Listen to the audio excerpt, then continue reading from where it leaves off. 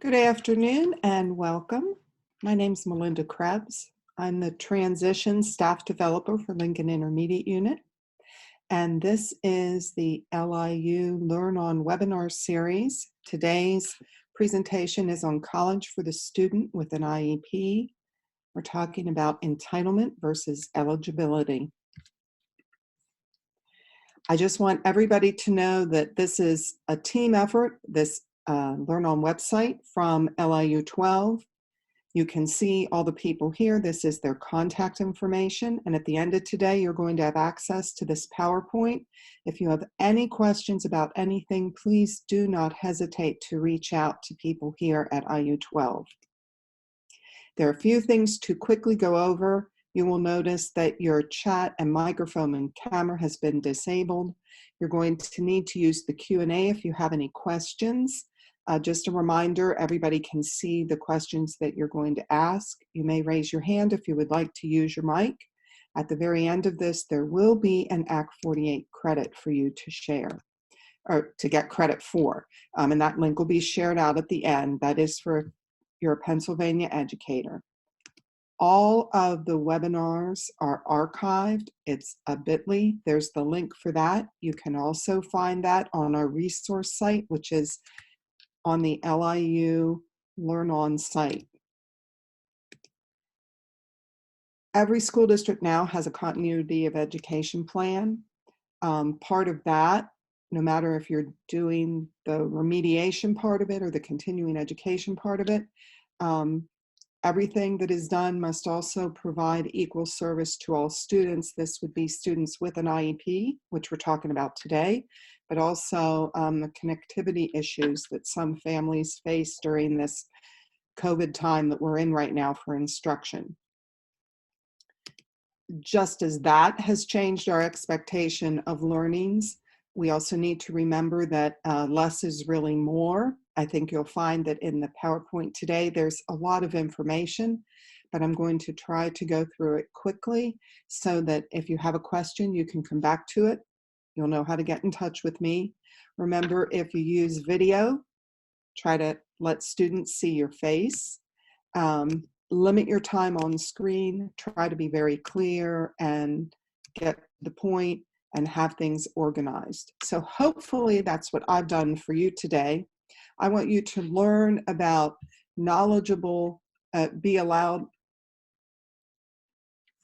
to learn about what is allowed as accommodations while you're in college. I want you to be able today to reflect on things because college is a big and expensive decision that you're going to make. And just a word of caution, the accommodations that I am talking about are for typical college and for typical post-secondary education. What I'm talking about today does not apply to the Hiram G. Andrews Center in Johnstown. It does not apply to any of those college programs designed specifically for students with an intellectual disability.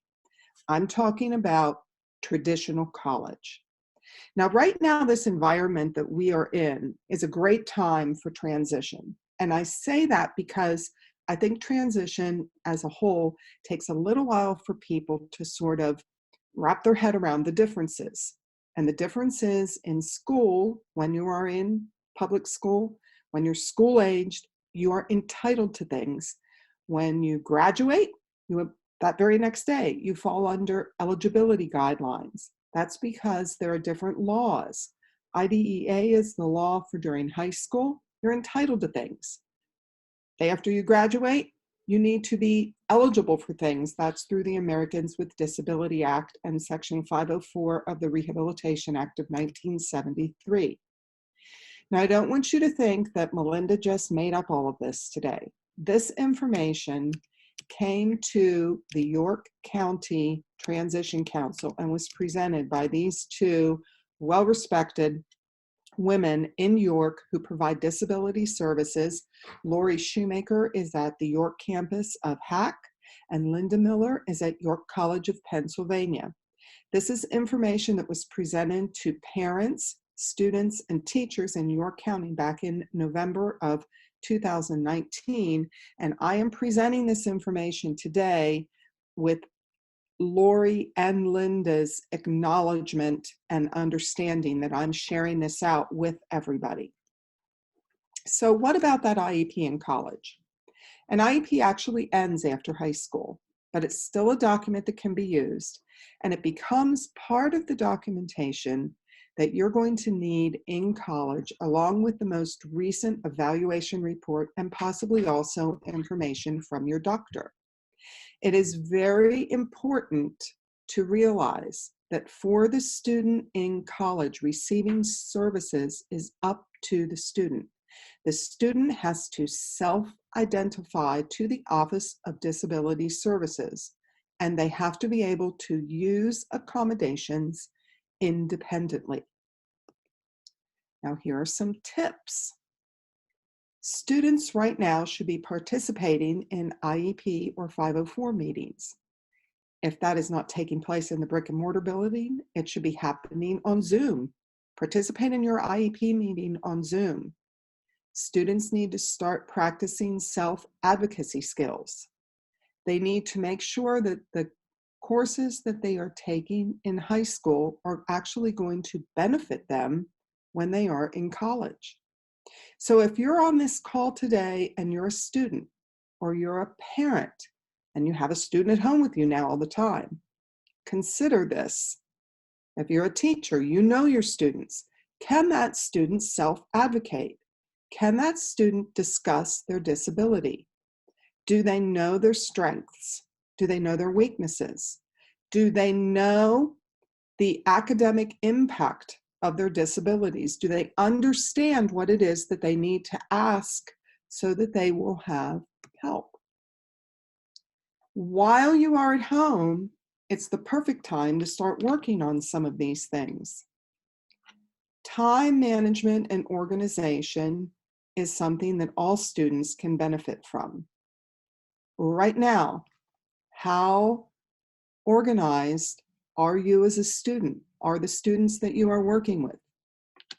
How are they doing with managing their time? How motivated are they to attend to courses that are online now instead of in a classroom? Are they able to learn independently? Are they able to take notes?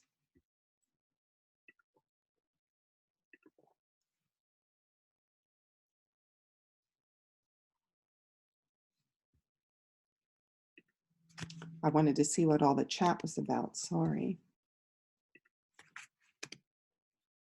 College accommodations cannot lower the standards or change the fundamental requirements of the program course.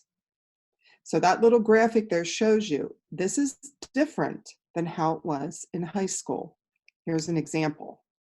This is really entitlement versus eligibility.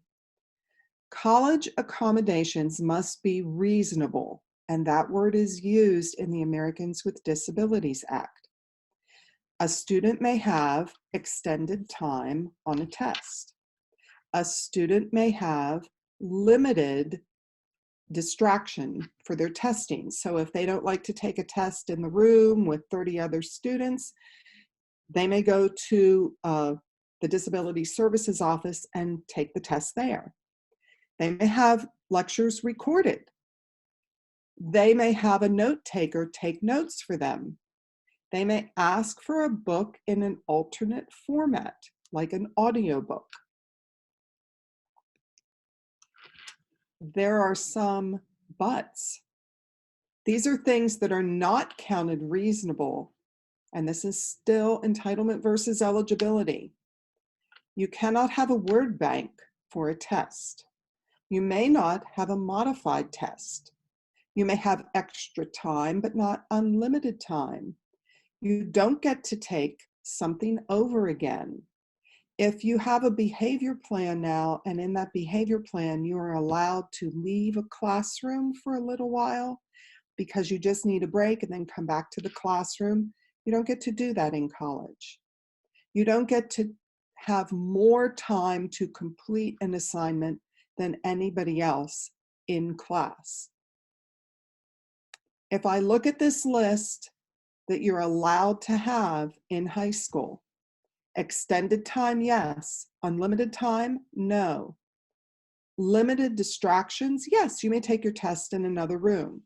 Lectures recorded for you, yes, you may record your own lectures. Somebody will not explain the lectures to you, but you may record your lectures. Someone will take notes for you. They will not explain the notes to you, but they will take the notes for you. You can get an audiobook, but if you don't understand what someone is saying in the audiobook, no one will explain it to you. There are no SDIs, or specially designed instruction, in college. Professors do not have to modify their curriculum or assignment deadlines, even if you ask very nicely. They expect students to consult the syllabus that everybody gets at the first class, and that generally a syllabus will say, here are the dates the class is meeting, here are the dates when stuff is due, here are the dates of the test, and everybody gets that, and you don't get a whole lot of reminders. You're expected to figure that out and keep that calendar on your own. A test grade or grades might be the only grades that you get in a course, and you might have 3 tests, and you might have some homework assignments, and the homework assignments might be 10% of your grade, and each test might be 25% of your grade, and then you might end up with a final that's 40% of your grade, and that's it. For every hour that you are in class, you're expected to work at least 2 and sometimes a lot more hours outside of class. So if you have 15 college credits, that means that you're going to need to figure that you're spending 45 hours a week on college things. There's something else that's different about college, and this is sometimes parents don't realize this or maybe think it's fair. The Federal Education Right and Privacy Act, or FERPA, governs college things. Parents don't automatically get to talk to somebody at the school. The student has to sign something so that parents can talk to the college about placement tests, student account information, academic records like grades, financial aid information, somebody in disability services. But it all does come back, even if the student says, yes, my mom and dad can look at my financial statement. Yes, my mom and dad may look at my grades. Mom and dad may look at the grades, but mom and dad don't call the teacher and ask them about the grades. The student needs to advocate for themselves. So now that you know some of these ways that are very key on how things are different between high school and college, what comes next? So if you're still thinking you want to go to college, you apply to college and you're accepted. And then once you're accepted, you're going to submit documentation and apply for services. And that's through the Disability Services Office. That's not going to be something that anybody else knows about. It's not on your transcript. And once that Disability Services Office hears from you, they're going to set up a meeting and they're going to talk through what's going to be helpful for you in college. And then they're going to give you a memo.